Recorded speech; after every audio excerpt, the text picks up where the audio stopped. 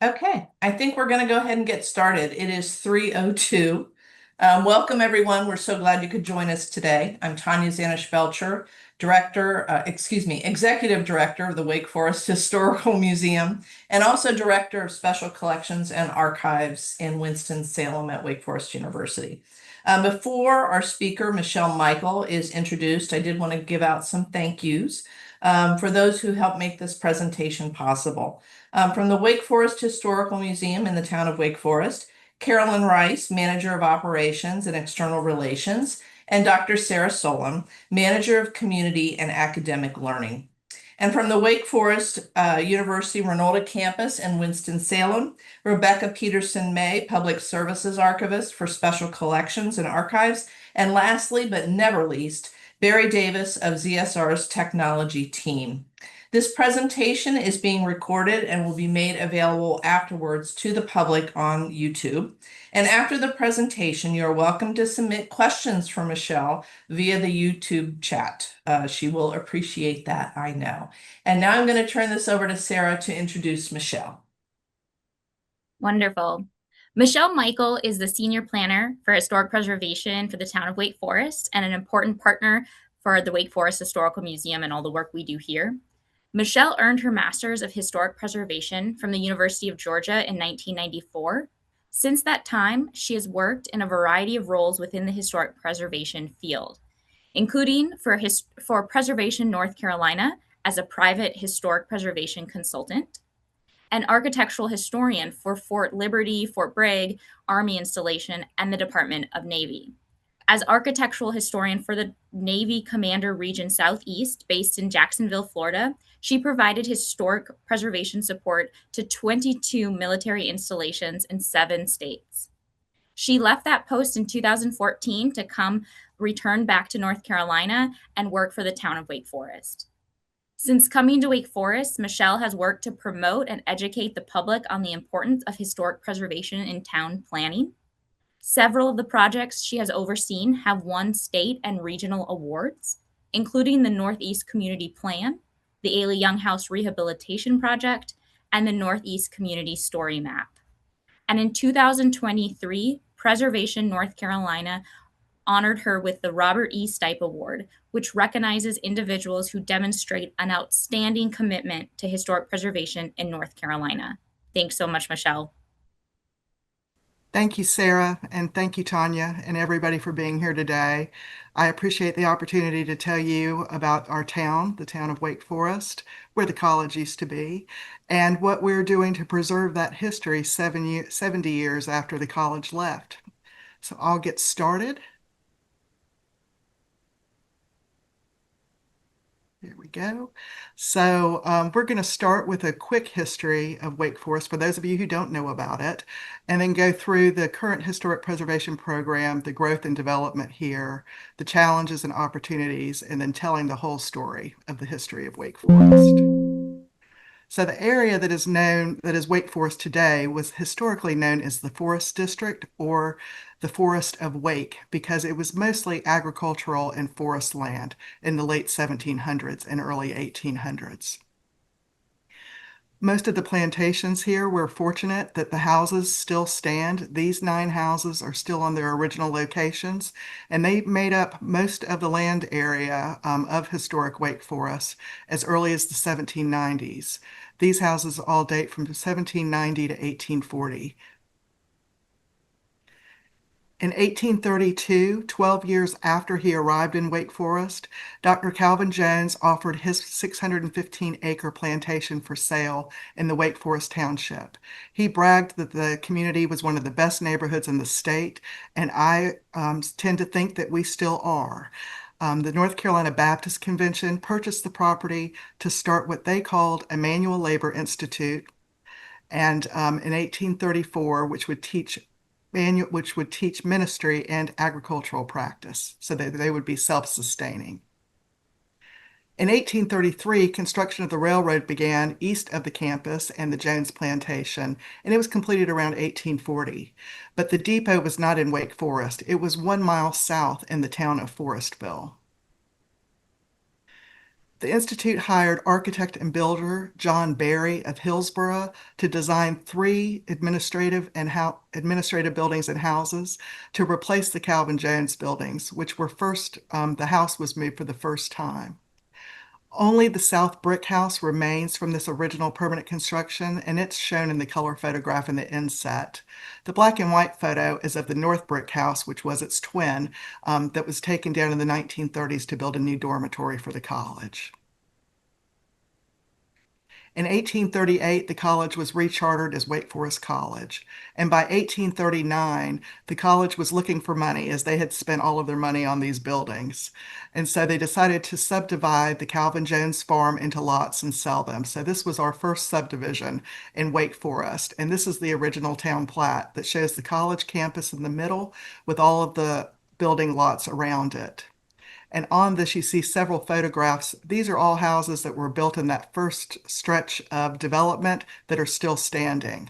We have the Calvin Jones house in the middle, the South Brick house, the Taylor house, the Samuel Waite house, which was the President Samuel Waite's first house, and the Brewer house. And these are all standing in one of our historic districts. The college closed during the Civil War, but did reopen after the end of the war. And also at this time, the East End, or known today as the Northeast Community, was established. And this is where our newly emancipated citizens settled after the Civil War. Olive Branch Baptist Church was founded at this time, and it still stands as a cornerstone of the community. Also at this time, Professor William Simmons built a row of rental houses along White Street east of the railroad. You can see them here on the 1915 Sanborn map. And it's at this time when we think the Ailey Young House was built. And the Ailey Young House is our oldest African-American resource that's still standing in Wake Forest, and it's owned by the town of Wake Forest.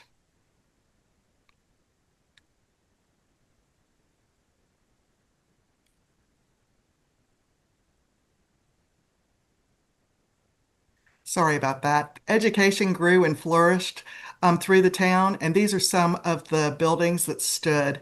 The Sky Hill School, which was the school where the professors' children attended.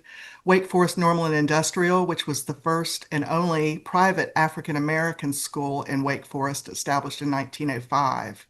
The Rosenwald School that was built in 1926 for the African-American community. The elementary school that stood on South Main Street, and the high school, and then the Black High School. Of these, only the Sky Hill School and the White High School still stand. The White High School is now the elementary school. As I mentioned earlier, Forestville was established as early as the late 1700s, and it was home to two churches, businesses, and schools, and enjoyed the business from the depot. In 1874, though, Wake Forest College paid the railroad to move the depot from Forestville to across from the college, and that is when Forestville began to decline and Wake Forest began to grow. The relocation of the depot initiated commercial development. This is when our downtown started developing. So before this time, we were just a little college with some houses around us. We did have a couple of little stores and a hotel, but that was really it. But when the railroad came, really downtown began to bustle. The railroad also brought industry. In 1899, the Glen Royal Cotton Mill was established to take the cotton from the fields and turn it into muslin sheeting. They built their own community. They built 100 houses for their operatives, had a community store, churches, and schools. So it was a completely self-sufficient community. In 1909, the North Carolina General Assembly rechartered the town of Wake Forest so that we could have the authority to sell bonds for an electric plant. So the lights officially got turned on in Wake Forest in 1909. In 1926, Main Street was improved. So this was US 1, our original route from New York to Florida, passed right through the middle of Wake Forest. And in 1926, the Department of Transportation improved it by paving it, adding sidewalks, granite curbs, and the median. It's also at this time that some of the houses decided to become transportation stops or rest areas where people could stop and get a sandwich or spend the night on their journey either north or south. In 1952, US 1 relocated west of town on what is today's Capitol Boulevard, and Main Street remained US 1 alternate. And then in 1956, after sharing the campus with Southeastern Baptist Theological Seminary for 2 years, Wake Forest College moved to Winston-Salem, and Southeastern Baptist Theological Seminary took over the campus permanently. The loss of the college was a big hit to the community financially. The buildings remained, but the number of students at the seminary were much fewer than Wake Forest College. And if you can imagine, we had football and fraternities and all of the things that come along with the college, and the seminary didn't have those things. So the community did have a financial loss with the loss of the college. The first development corporation was started in 1964 to bring new industry to Wake Forest. The cotton mill finally closed permanently in the 1970s, and all of the houses had been subdivided and sold off individually. And then the Downtown Revitalization Corporation was founded to bring business to downtown. And today that is Wake Forest Downtown, which is still working to bring businesses downtown. Southeastern Baptist Theological Seminary has grown with the town now for the last 70 years, and they have been a fantastic steward of the historic campus, which is the center of the town of Wake Forest and our history. Historic Wake Forest today has many of the memories and tangible evidence of the past and our history, as you can see in these photographs. These are all extant buildings that date from any time from 1870, actually 1860, up to 1953. The Mill Village is still intact and is all privately owned now, and is one of our most desirable neighborhoods and affordable housing north of the historic district. The church is still standing, as well as the supervisor's house and many of the cottages that once served as the housing for the mill workers. Our downtown is a vibrant downtown. We are part of the North Carolina Main Street program, and as a Main Street community, preservation is the priority, as well as economic development. So all of these buildings were built actually after the turn of the 20th century in our historic downtown. And I encourage you to come and visit and maybe participate in one of our events, as is shown in the bottom right. That is our Friday Night on White event. Now I'm going to talk a little bit about the Historic Preservation Program and what we're doing to preserve this history. The Wake Forest Historic Preservation Ordinance was created in 1979, and it created our first historic district, our local historic district, which runs along North Main Street and a little bit on South Avenue to take in the South Brick House and a couple of other houses there. It also created the Historic Preservation Commission, which is the appointed body that looks after the historic properties and reviews any exterior change to the buildings in this district. We have 3 additional historic districts. They're all National Register districts. So our local district is shown in the light blue. The dark blue outline is our Wake Forest National Register Historic District, which includes the college campus and professors' houses around it, as well as the schools and other buildings. The Glen Royal Mill Village is in the yellow at the north. And the little red area there across from the college is our downtown, and it's about 25 buildings.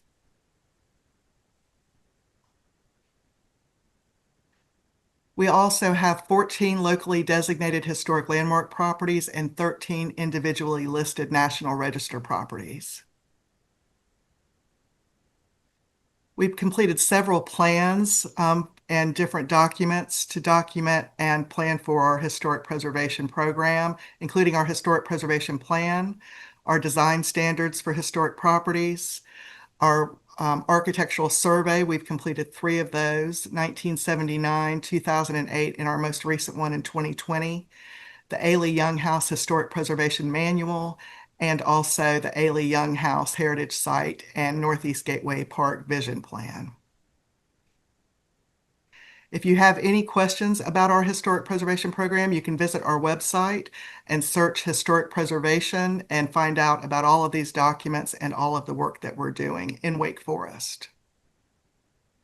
Now to talk a little bit about growth and development, because that is happening. So in Wake Forest, our population has skyrocketed. I have been here for 12 years and our population has essentially tripled. Wake County is where Raleigh, the state capital, is where the state capital is, and we are 17 miles north of the state capital.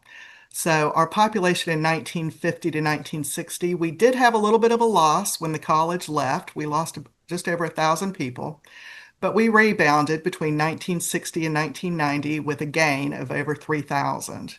And then from 1990 to 2030, we gained 48,000 people. So our population has boomed. In Wake County, North Carolina, we have about 65 to 68 people moving here every day, and nobody's leaving. So our population is definitely gaining on the regular. It also shows in our building stock. So if we look at when things were built in Wake Forest, before 1959, only 2.88% of our housing was built before 1959. So that is our historic core. That is the area that is contained in all of our historic districts for the most part. And then between 1960 and 1999, 26% were built then. And then between 2000 and 2022, so in the last 25 years, over 70% of our building stock was built in the last 25 years. So that shows you that most of the construction in Wake Forest is actually less than 25 years old. And that really is telling for the growth that is happening in the town of Wake Forest. We have a community plan that helps guide that growth, and that is our blueprint for how the town should develop moving forward, and we will use that for the next 10 years. We also have an active developments map that you can access on our website that can show you where the current developments are happening and projects are being constructed.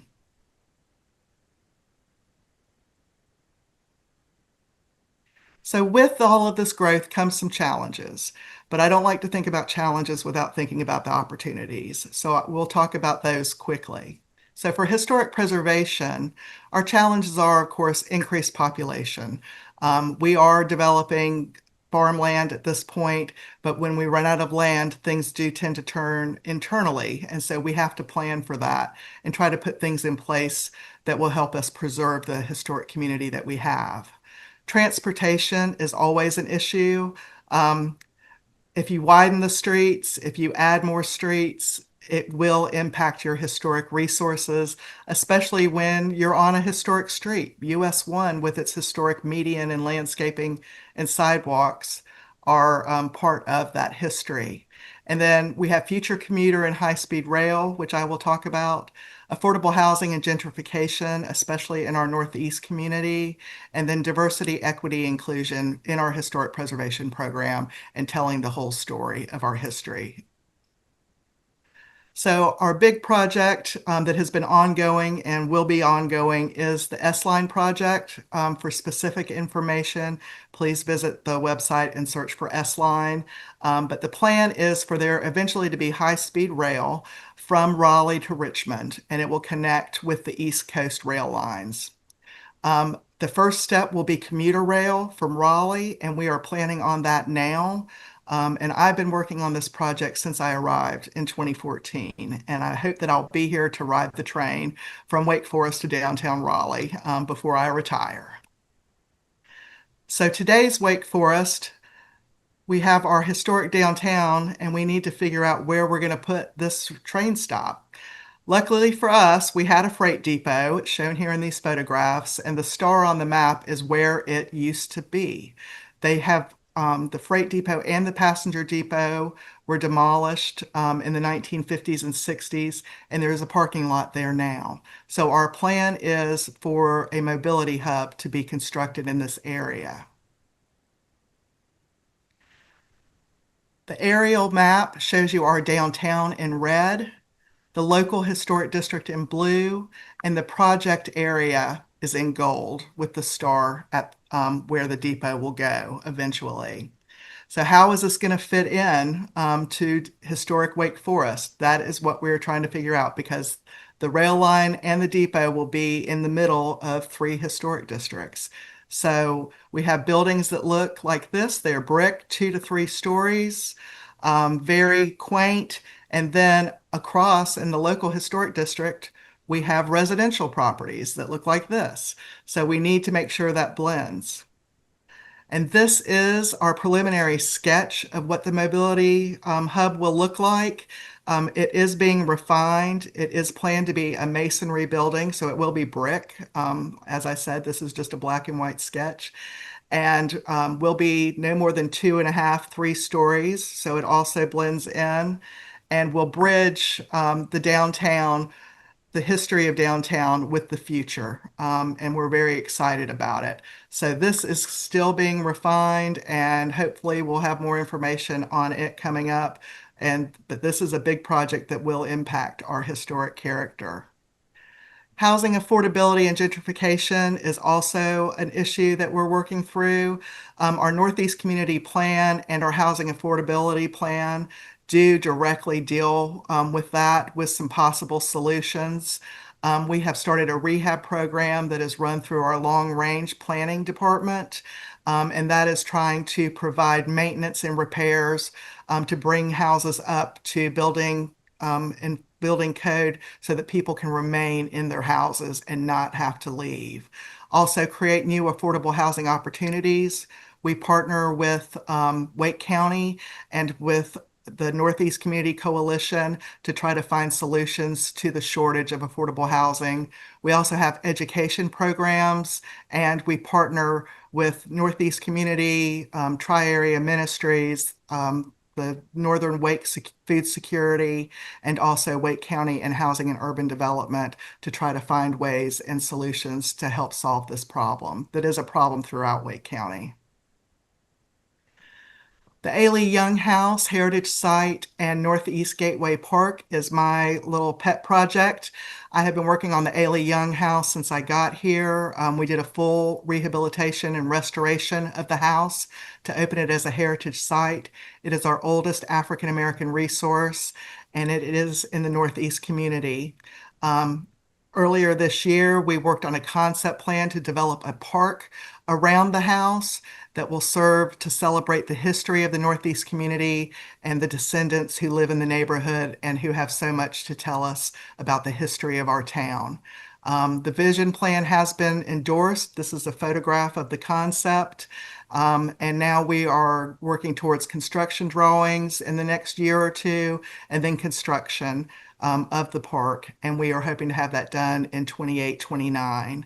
The other project that we're working on with Ailey Young is listing the house in the National Register of Historic Places.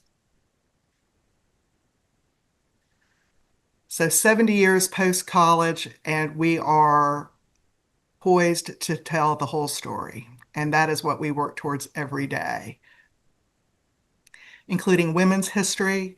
Women have contributed throughout Wake Forest history, but very seldom are they mentioned in the history books. So we are trying to fix that by learning more about the women who contributed to Wake Forest College, the town, and today. And we just had our inaugural Women's History event at the Wake Forest Historical Museum in partnership with Wake Forest University and the museum. And we had former Mayor Vivian Jones come and tell us about her 25-year tenure as mayor at Wake Forest. I can't think of anybody who's made more of an impact, and we were glad to kick off Women's History Month with that. Black history is also the story we need to tell.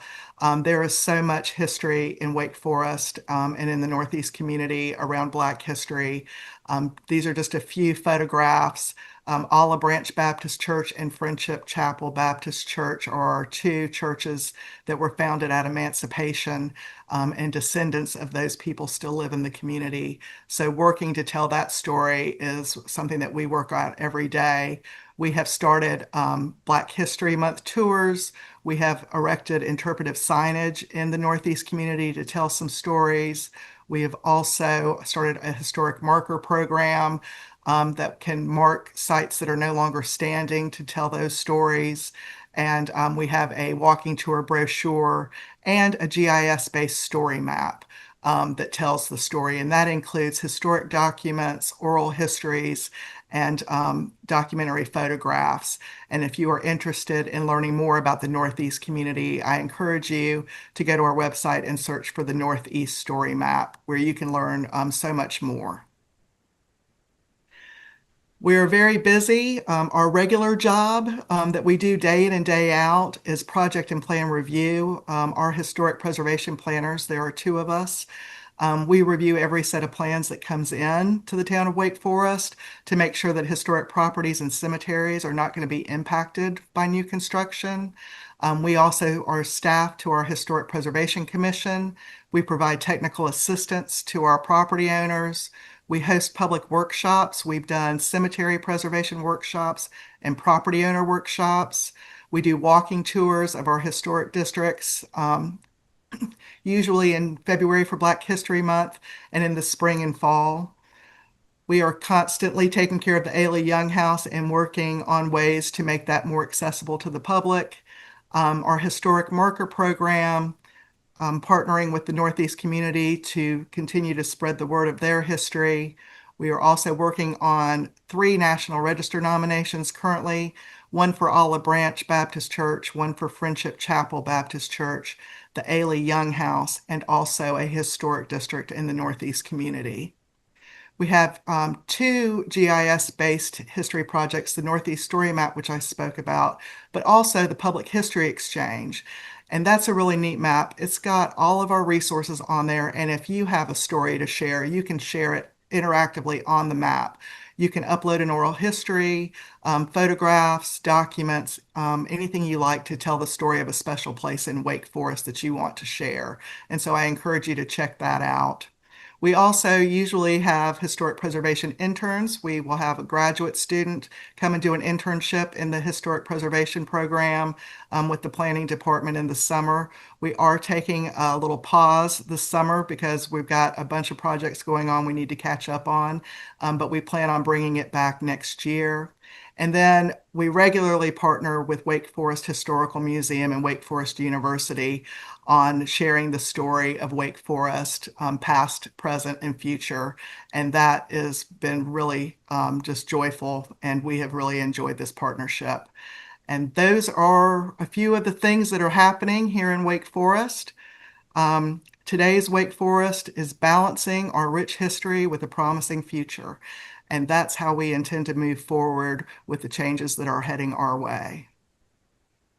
Thank you very much, and thank you again to the Z. Smith Reynolds Library, Special Collections and Archives, and the Wake Forest Historical Museum for helping us with this presentation today.